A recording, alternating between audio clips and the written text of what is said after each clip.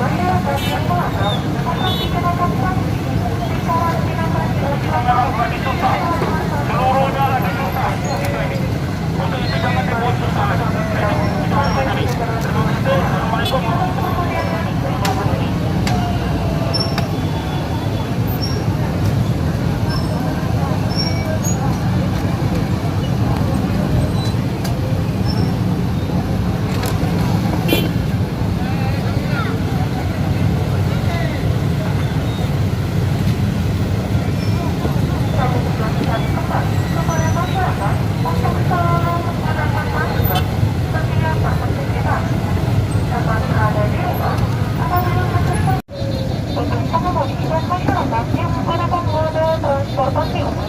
agar melakukan pembatasan penumpang dan selalu menjaga jarak aman. Bagi masyarakat yang melanggar akan dikenakan sanksi dikarantina di asrama haji selama 1 kali 24 jam.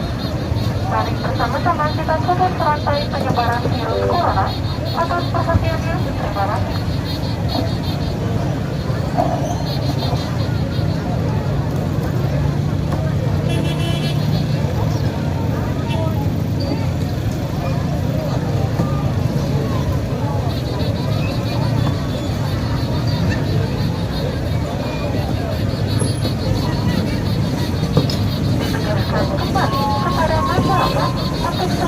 Menggunakan masker setiap beraktivitas.